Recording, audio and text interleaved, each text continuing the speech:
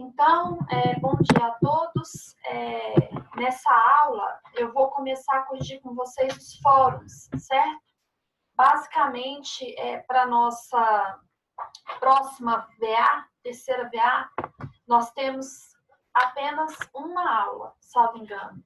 Porque essa semana, deixa eu só confirmar aqui, a aula dessa semana seria, de hoje, né? Seria do sétimo C. Mas eu convidei todos do sétimo C e sétimo B para participar, porque eu achei que a gente fosse trabalhar a questão das provas. Então, eu já postei para quem estiver entrando agora, que quem tiver alguma dúvida quanto a alguma questão da prova, a gente vai discutindo durante a aula, é só apresentar que a gente pode falar durante a aula, tá? Repetindo, como as questões são randomizadas, a questão de vocês não é a mesma do colega e não é a mesma que a minha, a numeração. Então, se alguém tiver alguma dúvida quanto à questão, tem que ler o enunciado para a gente poder identificar, tá bom? Nossa, que tragédia, hein? Oi, Ariel! Tô dormindo ainda. Tô vendo. Então, nós vamos fazer o seguinte, eu vou corrigir os fóruns, comentando os fóruns com vocês. Quem quiser participar dos comentários, é interessante, tá bom? Que todos participem para a gente fazer essa troca de experiência aqui. E nesses fóruns, então, a gente vai estar aplicando todo o conteúdo que a gente estudou. Repetindo, essa aula de hoje seria apenas do sétimo C. Mas eu convidei sétimo B, sétimo C, para que com essa aula, que é exatamente a aplicação dos fóruns, a gente possa compartilhar os resultados, né? Socializar os resultados. Então, tanto de uma turma como de outra, certo? Então, semana que vem a aula seria do sétimo B, na outra semana do sétimo C, e tenho quase certeza que na outra semana já seria a terceira VA. Então, cada turma, depois dessa aula, vai ter uma aula, tá? E depois vocês dão uma olhada, quem tiver curiosidade, nas gravações das aulas lá de gramática, revisão gramatical. Então, vamos pegar aqui a questão do Fórum 2. O Fórum 2, para as duas turmas, foi a mesma coisa, tá? Ele fala sobre a construção do direito, operadores jurídicos. Eu estou aqui com o do sétimo C, vou ler se tiver alguma dúvida, depois eu vou para o do sétimo B, alguma questão aqui que foi apontada. Eu me lembro que alguém questionou questão de qualificação do polo ativo, né? Então, vamos ali. Aqui diz assim, em momentos de crise, como o que estamos vivendo, muitos são os questionamentos acerca dos problemas financeiros que se avizinham e que repercutirão diretamente nas relações contratuais. Pense na seguinte situação.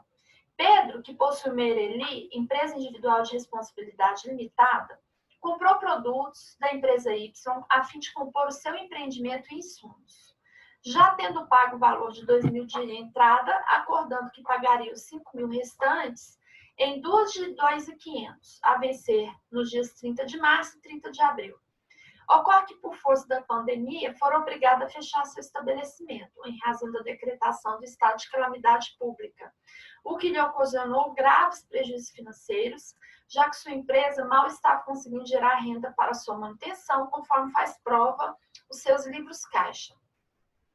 Diante dessa situação, Pedro teria direito de reclamar judicialmente maior prazo para quitar sua dívida, inclusive sem qualquer juros. A questão era para você formular, né, posicionando-se como operador do direito, deixando claro no início do texto sua escolha, se como juiz, advogado ou promotor. Portanto, busque dar suas respostas redigidas nos gêneros textuais próprios da linguagem jurídica, que seria a sentença, a petição ou parecer ministerial.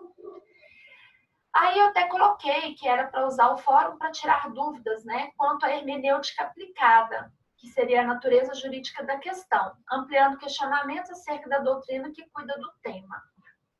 Bom, esse caso aqui, resumidamente, o Pedro, ele queria revisar os R$2.500 que estavam faltando, né, dava 5.000, ele não se recusou a pagar, ele queria uma dilação de prazo para pagar esses valores. E a justificativa dele seria em razão da pandemia. Aqui a gente trabalha com o que foi dado na questão, tá, gente? Cuidado com isso, principalmente na prova da OAB.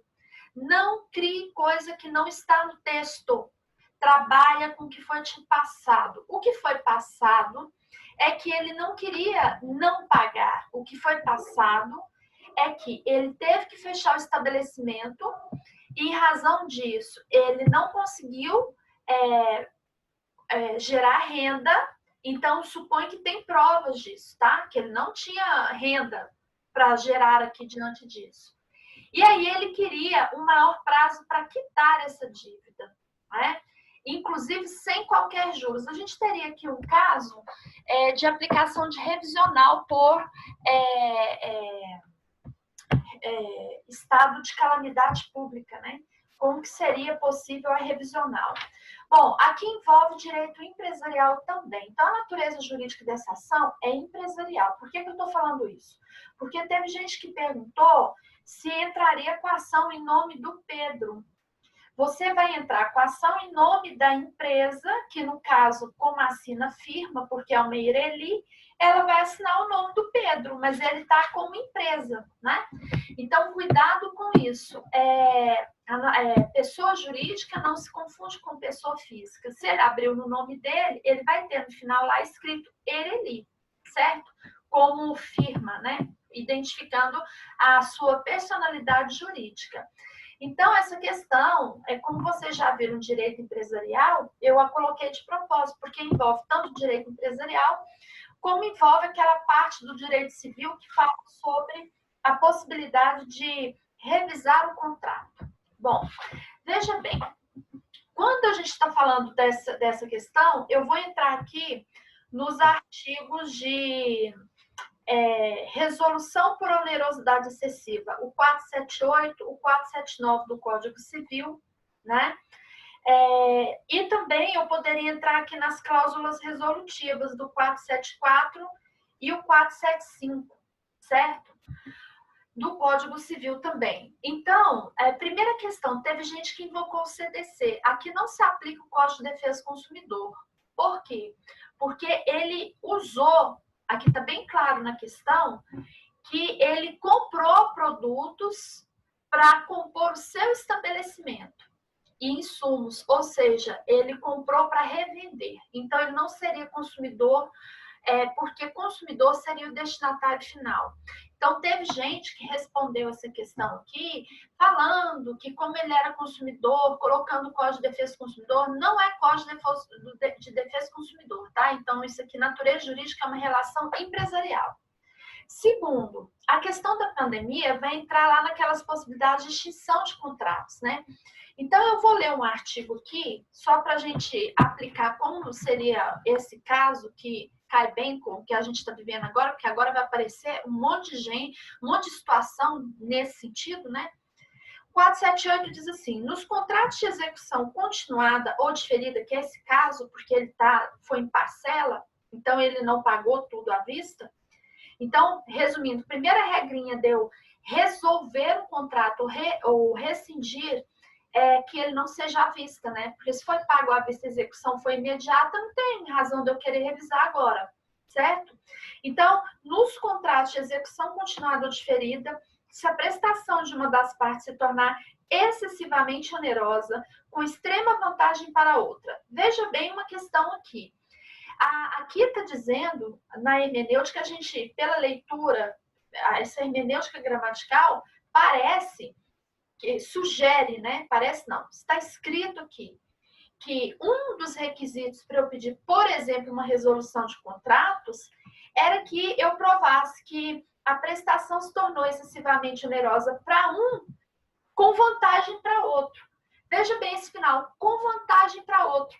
Esse vantagem para outro, segundo a doutrina, segundo os julgados, não é um requisito para eu provar o juízo, para eu conseguir essa resolução desse contrato, tá? Então, na situação, por exemplo, que estamos vivendo agora de calamidade pública, eu tenho desvantagem para todas as partes. Eu não posso afirmar que um está em vantagem em detrimento do outro. Eu posso ter uma situação em que ambos estão em desvantagem, tá? Então, essa segunda parte aqui ela não é necessária como questão de prova, mas sim a prova da onerosidade para uma das partes, que é quem está pleiteando isso em juízo. Bom, e quando que acontece isso? Em virtude de acontecimentos extraordinários e imprevisíveis. O que são acontecimentos extraordinários? Que estão fora da ordem natural das coisas ou do controle humano, como é a pandemia. E imprevisível. Não vamos entrar aqui no mérito de ser caso fortuito ou força maior, porque os dois são argumentos, são provas que eu tenho que levar ao juízo para poder requerer uma resolução de um contrato, nos dois casos, tá? Então, tanto em um ou como outro, eu tenho que entrar aqui. Então, não faz diferença se é caso fortuito ou fosse maior, tá? É isso que eu estou dizendo.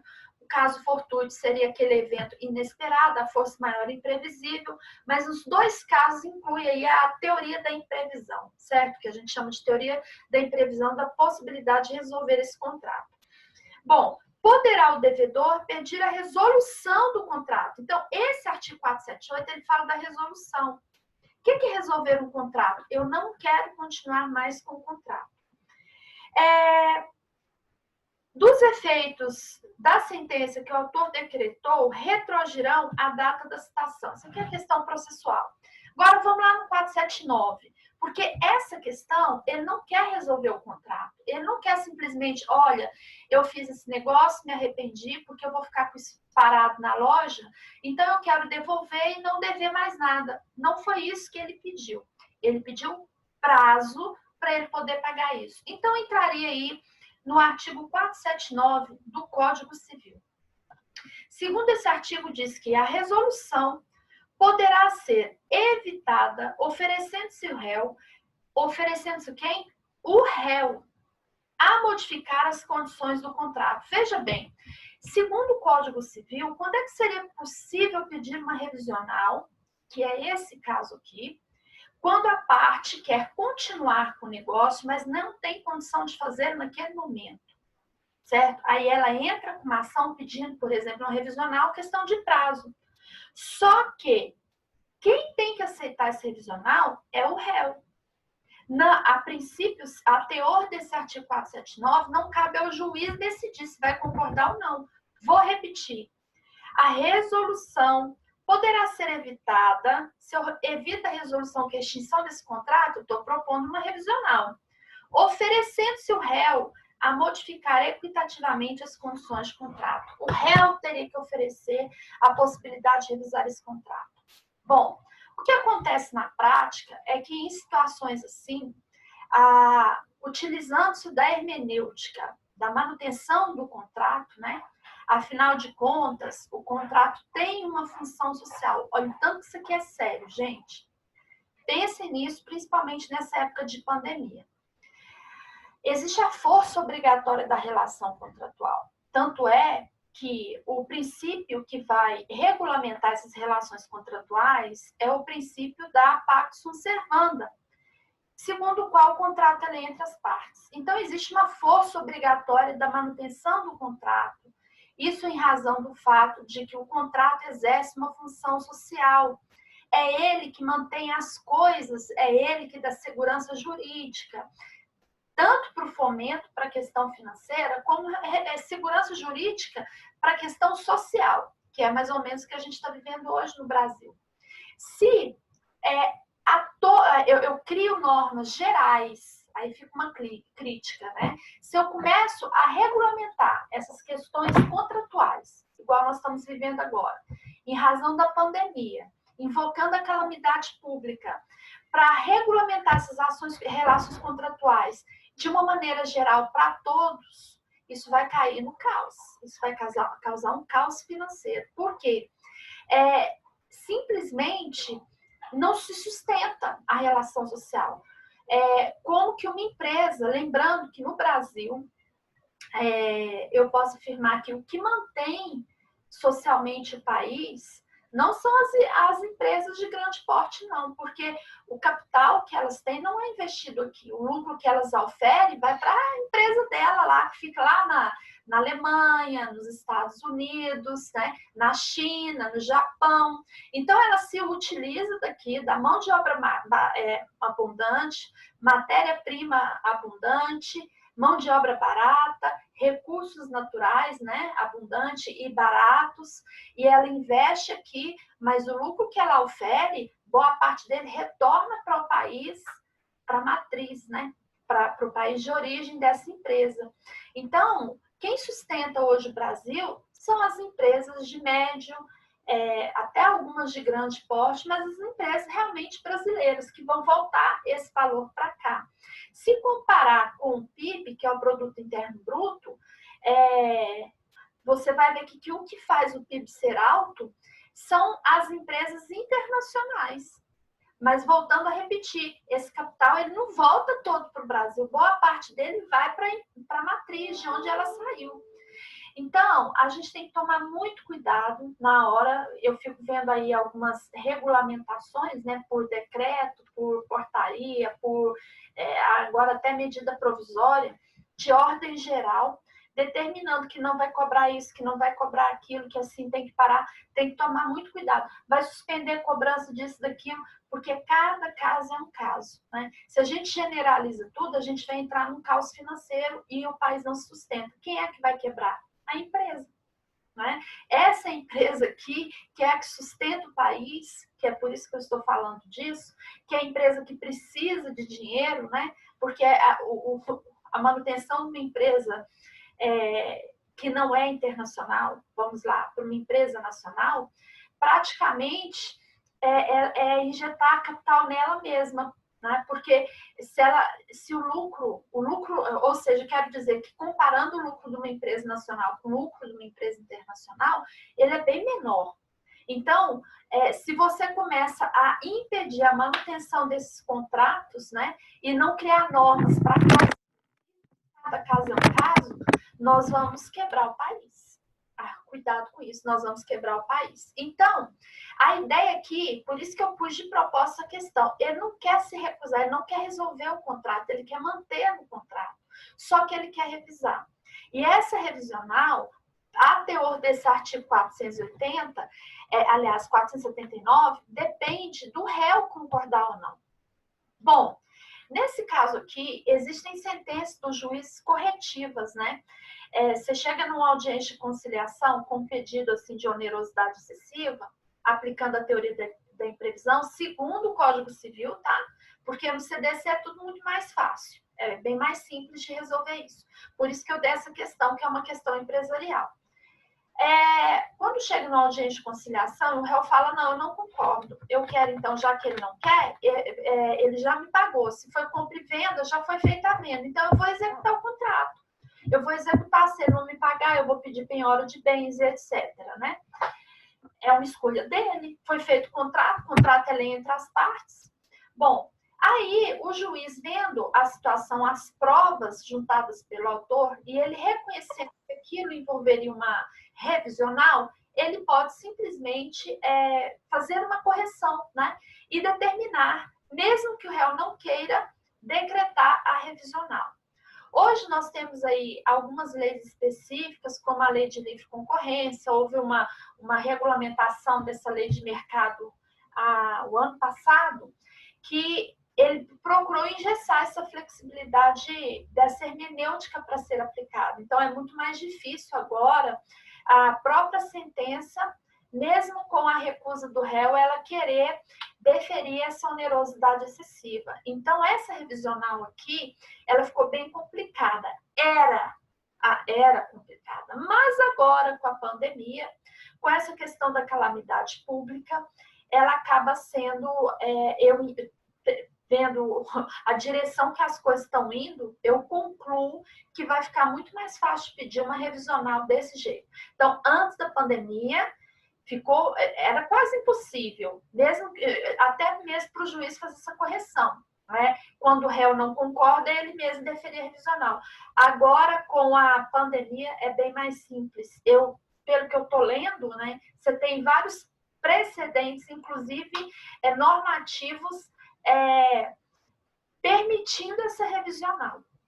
Bom, aí que eu venho repetindo. O meu receio é abalar essa questão da boa-fé objetiva e abalar essa questão aí da segurança jurídica contratual, né? Que, repetindo, tem a questão de função social e que eu entendo que deve fazer de tudo para cumprir o contrato e não procurar sair revisando à torta e à direita, porque isso pode instalar um caos financeiro no Brasil, né?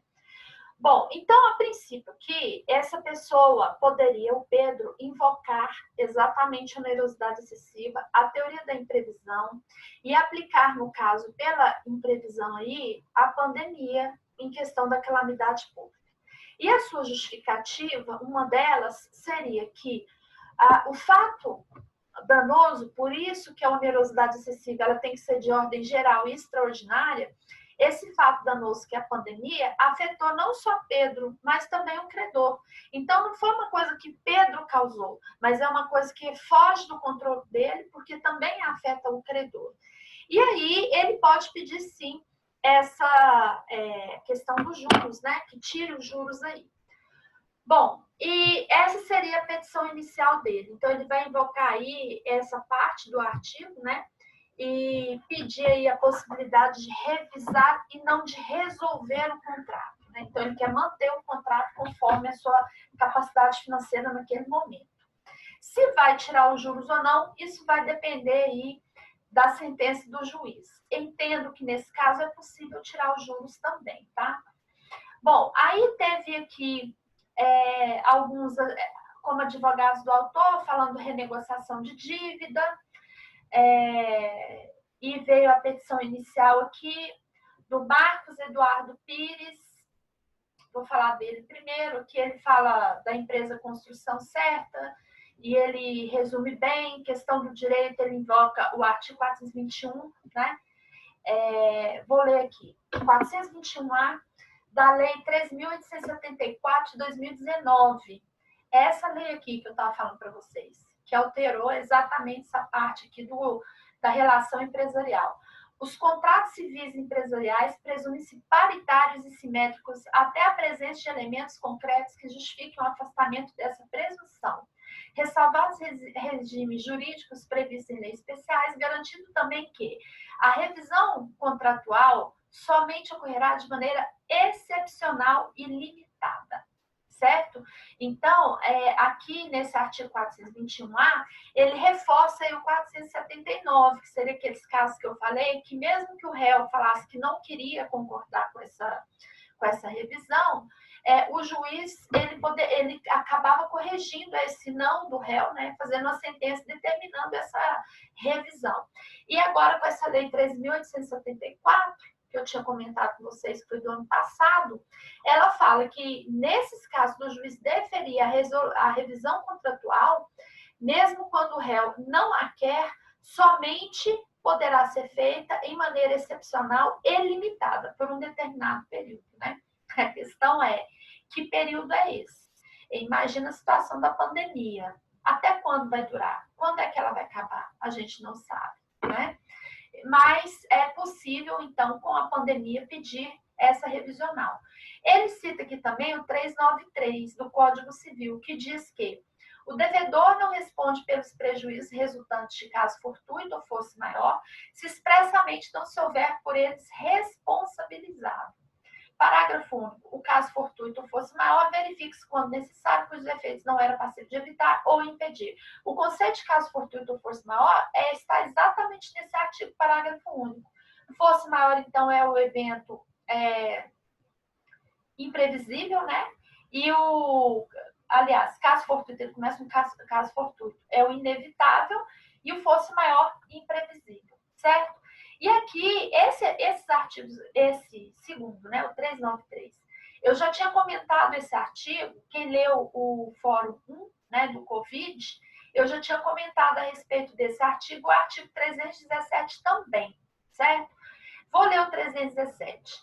Quando, por motivos imprevisíveis, sobrevier desproporção manifesta entre o valor da prestação devida e o momento da execução, poderá o juiz corrigi-lo a pedido da parte, de modo que assegure, quando possível, o valor real da prestação. Então, mais um fundamento para a correção. E o 478, que foi o que a gente leu, né, no caso da resolução, que não é esse o caso da resolução, seria só a revisão. Então, os fundamentos da revisional, ele apontou bem, artigo 317, 393, 421A, tá? É interessante essa questão, porque com certeza vocês vão estar, da agora para frente, seja em casa, em família, está deparando com situação de pessoas sem saber como pagar suas contas, né? Então, fica aí a sugestão que a lei nos permite usar disso, certo? Bom, aí vem aqui essa peça dele ficou muito bem feita com os fundamentos, né? Ele falou aqui da tutela antecipada. E aí teve manifestação aqui como juiz também, enfim, teve parecer ministerial. E lembrando, então, quanto à qualificação, que alguém me perguntou, salvo engano, foi no 7º B mesmo, acho que foi o Lucas, né? A qualificação, então, tem que ser da pessoa jurídica, no caso, representado pelo sócio administrador, que é a pessoa física, tá bom? Bom, tendo terminado, então, esse fórum, esse comentário que eu fiz, alguém tem alguma dúvida? Ou eu posso passar para o próximo fórum? Ou vocês querem comentar alguma coisa? Hello, vocês estão aí? Gente? Tranquilo, professor, pode ir para o próximo. Pode passar para o próximo, tá bom. Então, aqui, eu vou agora para o fórum que está lá no item atividades, fórum 3, explorando a semântica. Bom, o fórum 3, ele apresenta aquele caso da louca rainha e rainha louca. E depois, umas atividades aqui de frases, né? Modelos de frases. Vamos lá. Sobre as frases abaixo, respondo. Era uma louca rainha. E 2. Era uma rainha louca. Identifique se as frases constituem oração. Caso sejam, classifique o período em simples ou composto, justificando sua resposta. Eu fiz essas perguntas só para a gente fazer uma revisãozinha aqui de português mesmo e para aplicar aquela parte que nós estudamos, né, da semântica, que a semântica, ela depende também da interpretação gramatical. Então, se você consegue identificar os elementos mórficos e sintáticos, fica muito mais fácil para você aplicar a interpretação de um texto. Eu comecei com uma frase simples só para a gente ver como que a posição do elemento mórfico, como a posição do elemento sintático interfere na interpretação de uma frase. Agora, veja bem o tanto que a língua portuguesa é interessante, né? Vai explicar isso aqui para um camarada que vem de outro país, que era uma louca rainha, tem um sentido diferente de era uma rainha louca, né? Vai explicar para uma pessoa que vem de outro país que quem casa quer casa, casa escreve da mesma forma, pronuncia da mesma forma, mas nesse contexto tem sentidos totalmente diferentes, né? Então, a nossa língua é uma língua bem complexa. Vamos lá. Quando eu falo que era uma louca rainha ou era uma rainha louca, nos dois casos eu tenho orações. Eu identifico a oração pelo verbo, né? Como tem verbo, tem oração. Então, e nos dois casos, como eu tenho apenas um verbo, eu tenho uma oração, e aí esse período é classificado como simples. Período composto é quando ele teria mais de uma oração. Então, aqui a gente justificou isso aqui. Então, os dois casos oração, porque tem verbo, e o período seria simples. Bom, no primeiro caso, quando eu falo era uma louca rainha, morfologicamente era verbo ser, uma, artigo, indefinido, feminino, singular, louca, substantivo, Daqui a pouco a gente vai ver porque é substantivo. Rainha aqui seria adjetivo. Então tá. Por que louca nessa frase é substantivo? Porque vou botar uma regrinha aqui básica. Toda palavra que vem acompanhada, precedida de artigo, ela se torna um substantivo. Isso aí é um processo chamado de substantivação. Então, se eu falo assim,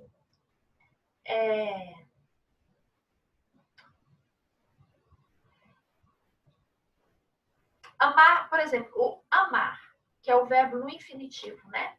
Se eu for conjugar o verbo amar eu, amares tu, amar você, amarmos nós, né? É necessário amarmos a todos. Então, esse amarmos aí seria o verbo no infinitivo conjugado, né? Por exemplo, amar ele. Essa seria a saída? Então, esse amar aí estaria também colocado como verbo, né? Mas o verbo no infinitivo, que é conhecido como forma nominal. Bom, mas quando eu coloco um artigo antes desse verbo, eu substantivo esse verbo. Então, ele sai da condição de verbo e passa a ser substantivo. Por exemplo, o amar é o alimento da alma. Então, como eu coloquei esse amar aí passou a ser substantivo. E o verbo foi o é. Veja bem, o amar é verbo, o alimento da alma, certo? Então, o substantivo passou a ser amar. É o caso do porquê, né? Quando eu digo não sei o porquê da vida, esse porquê junto e com acento, ele se tornou um substantivo pelo uso do artigo antes. Não sei o porquê da vida. Então, nessa frase aqui, uma louca, louca é substantivo. Qual é a qualidade dessa louca? Ser rainha, que seria o adjetivo. Bom, essa seria morfológica, né? A relação morfológica aí, ou a classificação morfológica dessas palavras. Agora, sintática. Era é verbo ser. Quem era? Alguém. Era como? Uma louca rainha, predicativo do sujeito. Então, uma louca rainha é a qualidade de alguém ser, né? Seria o predicativo do sujeito, esse sujeito aí é oculto. Ela era, por exemplo, está oculto aí o ela. Então, uma louca rainha seria o predicativo do sujeito. Qual o núcleo desse predicativo do sujeito? Louca. O que sobra do núcleo do predicativo do sujeito? Os adjuntos adnominais, que seria uma e rainha. O que são os adjuntos adnominais, né? Sintaticamente, qual é a classificação desses adjuntos adnominais morfologicamente? Classificam-se adjuntos adnominais o artigo, que nós temos aqui, o adjetivo, que é a rainha, preposição, numerais, pronomes, certo? Então, nesse caso aqui, eu tenho a louca, que é o que nos interessa, como substantivo, em razão disso, ele é o núcleo do predicativo sujeito desta primeira oração. Na segunda oração, vai mudar morfologicamente e sintaticamente. Morfologicamente, é o verbo, continua, uma continua sendo artigo, só que rainha aqui é que é o substantivo. E louca é a qualidade da rainha. Então, no predicativo do sujeito da segunda frase, eu tenho uma rainha louca, núcleo, rainha. A louca aí, ela substitui o adjunto adnominal da primeira frase. E por conta dessa troca, eu tenho aí a mudança de sentido dessas frases. Na primeira, ela era louca, estava na condição de rainha. Na segunda, ela era rainha, que ficou nesse estado de loucura. São situações diferentes, certo? Bom, agora vamos aí para o item... aí o C eu já falei. Discorra sobre se ambas possuem o mesmo sentido. Não possui, né? Um texto, questão 2. Um texto pode ser introduzido de vários modos indicados a seguir. Classifica as introduções dos textos segundo a numeração dada. Primeiro, declaração inicial, suspense, divisão, interrogação, definição, alusão histórica, citação, proposição, convite. Tá. Questão 1. O amor é uma questão privada? A imprensa chinesa, em plena campanha de puritanismo contra o que considera uma excessiva liberação liberalização dos costumes, em várias publicações na literatura, afirma que não. Então, para a imprensa chinesa, o amor não seria uma questão privada. Essa frase aqui, ela se encaixaria em quê? Numa interrogação, num questionamento, né? Porque ele já começa com um ponto de interrogação. Então, o amor é uma questão privada? E ali ele dá essa resposta dentro dessa visão da imprensa. Questão 2. A biodança é um sistema de integração corpo e mente, desenvolvendo potencial de vida através da música, canto, jogos, dança e exercício de comunicação em grupo. Por meio do movimento corporal emocionado, o organismo vai dando respostas saudáveis, criando novos espaços e formas de viver com mais prazer. Isso aqui é um conceito, né? Trabalho o que é biodança. Então, ele enquadra aqui como definição.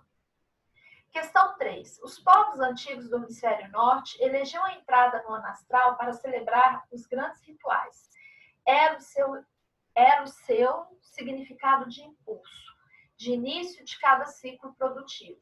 Na obra As Brumas de Avalon, esse dia aparece como o das fogueiras de Beltane, quando as pessoas se entregavam aos prazeres do corpo.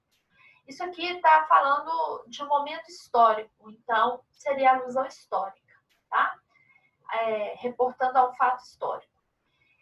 4. 108 cadáveres de vítimas de guerrilha comunista foram exibidos em parada macabra pelo centro de uma cidade da Filipina de Mindanao. O desfile foi promovido por cerca de 8.000 integrantes de uma organização de vigilantes anticomunistas. Então, ele está citando aqui, declarando algo, né? Então, seria uma declaração inicial, uma afirmação. E o último, são 3 as condições objetivas para que a desinflação decretada pelo presidente funcione bem e dure no tempo. O déficit público precisa estar zerado, as emissões precisam acabar, o valor real dos salários precisa ser mantido. Essa aí seria uma citação de um pensamento ali. Bom, por que eu coloquei essa questão para vocês fazerem?